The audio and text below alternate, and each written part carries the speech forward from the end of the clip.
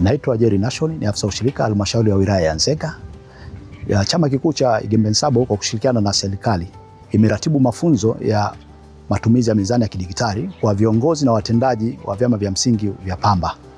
Mafunzo hayo yametolewa na kampuni ya Ratai ambao ndo wasambazaji wakubwa wa hii mizani ambayo itatumika katika ununuzi wa pamba katika msimu huu. Kwa hiyo zoezi hili limekuwa endelevu kwamba wanajengewa uwezo kadri msimu unapofika wa ununuzi, ili sasa kila kiongozi ama mtendaji akawajibike katika nafasi yake, hususani katika kupima pamba ya mkulima. Hivyo tunawapongeza Igembe Nsabo pia pamoja na kampuni ya Ratai kwa kuwajengea uwezo hawa viongozi wetu wa AMCOS na watendaji wetu wa AMCOS. Hizi mizani vipimo hivi hata za madukani za wapi, ukinanisi unajua shida zake. Shida zake ni nyingi. Hizi zinaendeshwa na sheria, hizi zinaendeshwa na nini? Na sheria. Una changamoto yoyote, toa taarifa kwenye mamlaka husika. Kwa hiyo hilo ndio jambo la muhimu sana. Hii hapa tagi, hii hapa sili ya wakala wa vipimo. Hii ni electronic pia. Umekwama jamani, usizikate hizi, sawa? Tumesema move anategemea internet masaa 24, si ndio? Kilimo ujazo hategemea internet masaa mangapi? 24. Lakini mwisho wa siku tunahitaji taarifa za huku na za huku zifanane.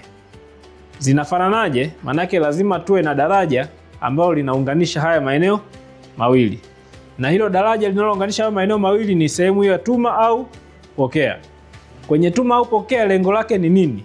Lengo la tuma au pokea ni kuweza kubadilishana taarifa. Taarifa zilizokuwa kwenye move zije kwenye mfumo wa upimaji na zilizokuwa kwenye mfumo wa upimaji ziende kwenye nini? Kwenye move. Ni taarifa gani ambazo tunazitegemea kuzipata hapo? Tumesema kwenye move tunasajili wakulima, si ndio? Wanachama na ambao sio wanachama wamesajiliwa kule. Lakini kwa sababu tunavyopima uzito wa kifungashio unakatwa moja kwa moja, kuna AMCOS zimesajiliwa. Sasa ili taarifa zako uweze kuzipata kwenye simu, ni lazima tuweze kuzivuta kutoka kwenye move kule zilipo online ziweze kuja kwenye nini? Kwenye simu yetu.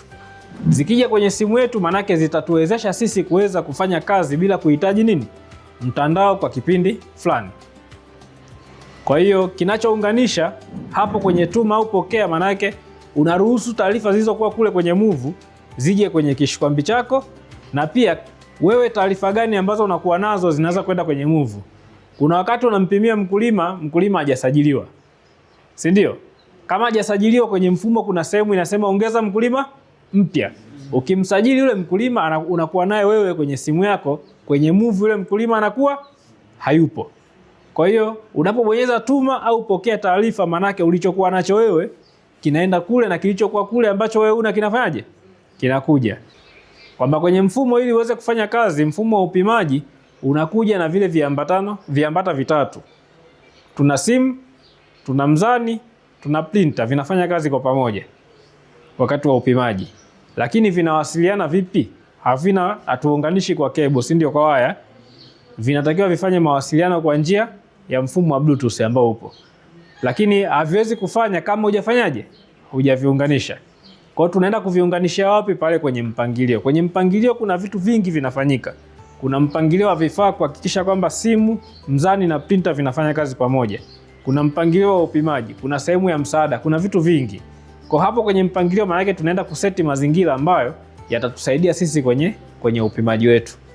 Kwenye pima zao, mfumo huu wakati umetengenezwa mfumo ambao usiwe na mambo mengi ya kufanya, ili kumruhusu mtu kuweza kufanyaje? Kupima. Maana yake ungekuwa una mambo mengi ya kufanya kabla ya kumpimia mtu, maana yake ingekuwa nini? Ni tatizo kwenye mfumo ule. Digitali ingekuwa imekuja kutuletea shida na sio kurahisisha kazi. Kwa nini kinafanyika? Kwenye pima zao utaingia, utakutana na aina za pamba ya kawaida. Ukichagua utakutana na orodha ya wakulima. Ukimchagua mkulima moja kwa moja nenda kwenye nini? Kwenye upimaji. Utampimia, atapata risiti, ataondoka, atakuja mkulima mwingine. Mara baada ya kukusanya mzigo kwenye gala, uwezi ukakusanya pamba tani 1000 ambazo unakusanya msimu mzima zikakaa kwa pamoja ndio uzitoe. Unapokusanya magala yanajaa. yakijaa utahitaji kuutoa ule mzigo kupeleka kwa nani?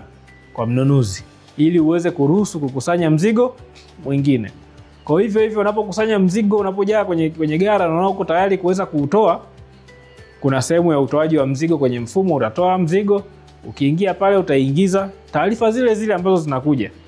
Dereva akija, si atakuja na namba ya toleo kulingana na maombi yako, uliomba kwamba nina kiasi kadhaa cha mzigo kwenye nini? Kwenye gara langu. Utapiga simu huko, atakuandalia toleo. Ile toleo litakuja na nini? Na gari na dereva na uwezo wa gari kubeba kile kiwango ambacho umefanyaje? Umekiomba.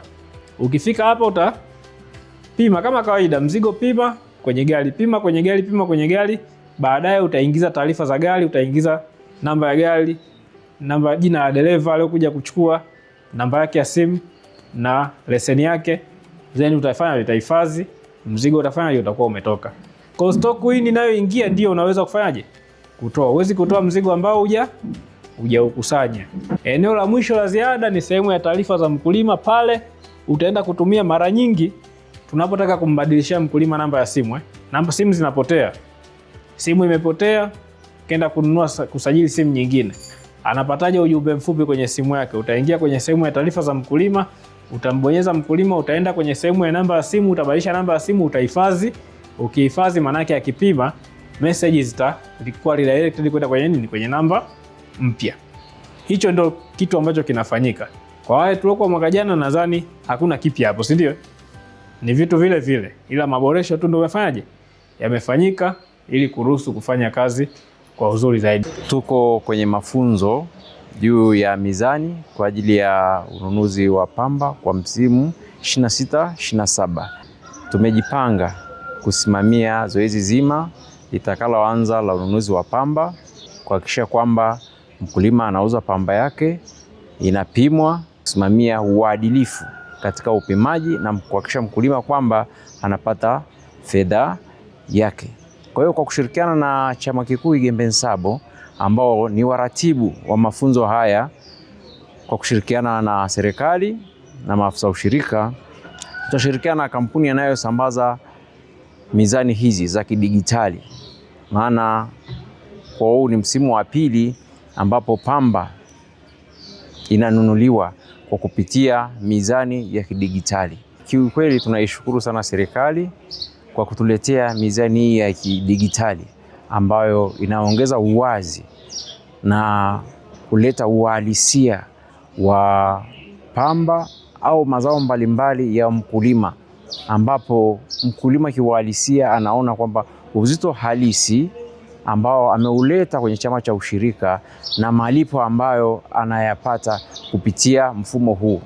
Maana mara mkulima anapoleta mazao yake, akiyapima, taarifa moja kwa moja zinatuma kwenye simu yake, anaona zile taarifa za uzito wa zao husika pamoja na fedha ambazo anastahili kuzipokea. Kwa jina naitwa Corneli Hingu, mwenyekiti AMCOS Migua Nzega. Nimekuja hapa kwenye mafunzo ya mizani ya kununua pamba. Nawaomba viongozi wenzangu ambao tuko hapa tumepata mafundisho, tukaitumia hii mizani kwa uadilifu mkubwa kama tulivyoaminiwa na wakulima. Pia serikali imetuamini sisi mpaka imetuita kwenye mafundisho haya. Nitoe rai kwa viongozi na watendaji ambao wamepatiwa mafunzo, wafanye kazi kwa uadilifu, wafanye upimaji wa pamba ya mkulima kama walivyoelekezwa. Wasitumie kifaa kingine kupima pamba ya mkulima tofauti na mizani ambayo imeidhinishwa, ambayo leo hii wanapewa mafunzo hayo. Hivyo kama mkulima ama kama kiongozi yote ambaye atathubutu kufanya tofauti na maelekezo ambayo yametolewa na miongozo ambayo imetolewa na serikali, hivyo watachukuliwa hatua za kisheria.